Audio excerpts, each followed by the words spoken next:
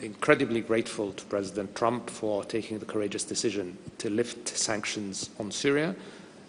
I know this is not an easy decision, but we believe very, very strongly that it's a necessary decision, that it's a necessary step in supporting not just the stability of Syria and regional stability, because if we are able to build a stable Syria that is independent, that is sovereign, that is able to focus on its own future and its development, that will have an impact throughout the region, but also because of the long suffering of the Syrian people, who deserve, after many, many years of difficulty, of struggle, to have a better future. And the turning point that we are at deserves giving them that chance and giving them that opportunity. So the fact that President Trump took that decision is incredibly consequential, and we are very much grateful for it. We certainly hope that other countries that still have sanctions in place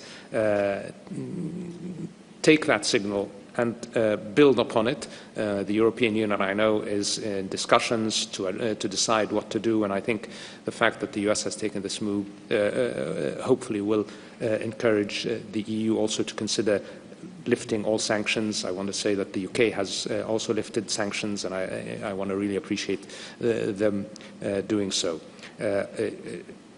On the second part of your question, or your second question, look, I think we are in an incredibly difficult and dangerous time in the region, but nonetheless we are also in a time that offers incredible opportunity. And I think the engagement between the GCC and the US, and certainly the Kingdom and the US, and the ability to build on a shared vision of stability, of security, of cooperation primarily. And I think we have to look also at President Trump's speech yesterday, which had a lot of very, very important messages about supporting this region's stability, about working together, but also about empowering us in the region to do more for ourselves. And I think that's the philosophy, certainly, of the Kingdom of Saudi Arabia. And working with the US and working with our strong partnership with the US, we can actually make that really a story of success.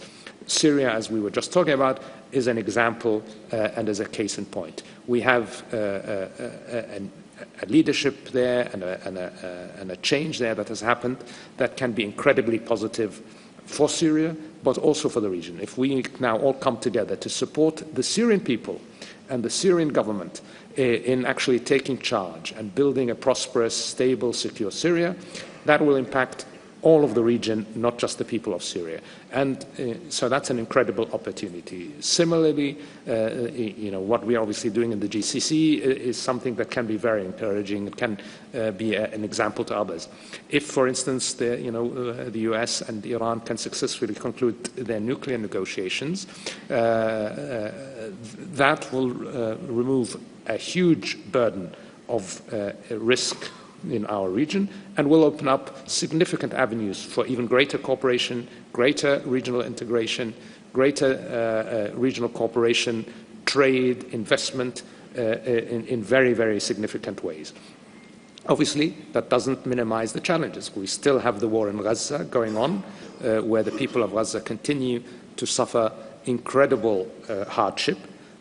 But I will say that we also have an administration in the US that has shown itself able and willing to take very, very courageous decisions. And that can potentially help, first of all, to bring forward a ceasefire in Gaza, and potentially also open up pathways to resolving the broader issues of Palestine, and possibly even moving towards, one hopes, a Palestinian state, and beyond that, then really having a breakthrough in our region. And we could go throughout the region where there is a potential, given the strong partnership that we have with the US, but also this approach that President Trump outlined in his speech yesterday. I think there's a lot on there that we can build on, and we can work to in a very successful way.